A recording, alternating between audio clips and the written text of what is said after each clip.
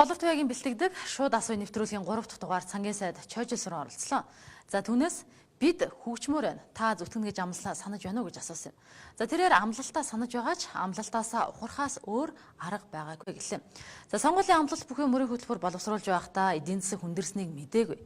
Засгийн эрх аваад эдийн засаг ямар муу байгааг ойлгосон гэсэн юм а.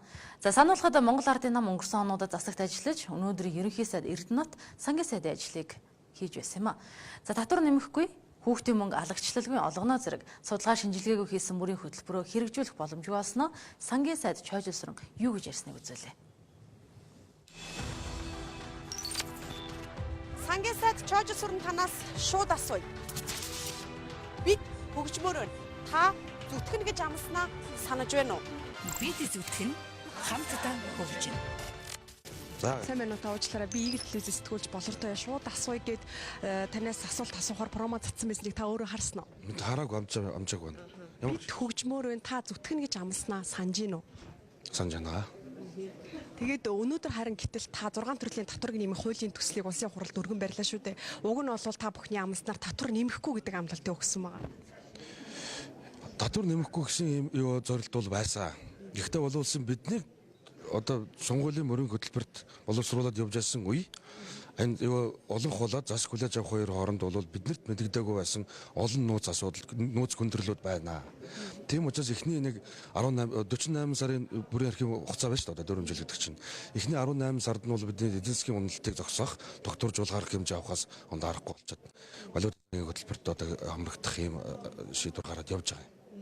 Өнөөдөр таны хуралд өргөн барьсан төслийг одоо миний гарт би цаасан дээр хэвлээд авсан байна л та. Тэгэхээр энэ дээр бас хүүхдийн мөнгийг одоо нөхөж олгохгүй гэдэг ийм зүйлийг тусгасан байна. Хэдийгээр улсын хурал хүлээн зөвшөөрч өгөө байгаа ч гэсэн засгийн газар ингэж хүлээн зөвшөөрж байна гэж ойлгож байна. Тэгэхээр уг нь бол Монгол Ардын намын мөрийн хөтөлбөр дээр хүүхдийн мөнгийг алагчлалгүй олгоно гэсэн шүү дээ.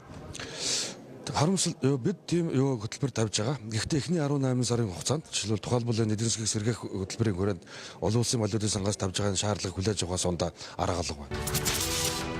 Бид зүтгэн хамтдаа хөгжинэ. Тэгэхээр Монгол Ардын нам нөхцөл байдлыг мэдсээр байж эсвэл юм худлаа амлалт өгч сонгуульч ялалт байгуулв уу? Аль эсвэл үнэхээр мэдэхгүй ингэж амлчихвал бид хийж чадна гэж итгэж мөрийн хөтөлбөрөөр боловсруулсан. Мөрийн хөтөлбөр боловсруулахдаа судалгаа шинжилгээ огт хийгээгүй мө? Мөрийн хөтөлбөрийг боловсруулахад бид нар судалгаа шинжилгээ хийсэн. 2016 оны эхнээс бид нар жишээл мөрийн хөтөлбөрийн эцсийн шатны боловсруулалт руу бид сууж ясан үнэн. Харамсалт нь бидний тэр цөөнх байх үед бидэнд мэддэхгүй байсан далд хүндрэлүүд их байна. Олон улсын валютын сангийн хөтөлбөрт яг хизээнээс хамрагдах гэж байна уу? Ерөнхийлөгчийн сонгуул болох гэж байгаа учраас дэвшигчээ бодоод навс наан орохгүй гэд хүлээгээд байна уу? Өөр шалтгаан байна уу? Тийм шалтгаан байхгүй хоо. Хаврын ээлж чуулгандаа 4 сарын 5-нд нэгдэнэ. Бид зүтгэн хамтдаа хөгжинэ. За баярлалаа хариулт өгсөн. Амлалтаа битгий мартаа. Мартахгүй. Тэгэхээр шууд асууя нэвтрүүлгийн 3 дахь дугаарыг бид танд сая хүргэлээ. Сангийн сайд Чойжилсронгээс бид хөгжмөрөө та зүтгэн гэж амласнаа санаж гин үү гэдгийг асуусан. За бид сонгуулийн мөрийн хөтөлбөрийн биелэлтийг нэхээгүй. За харин амлалтаа санаж байгаа эсхийг нь лавлаа.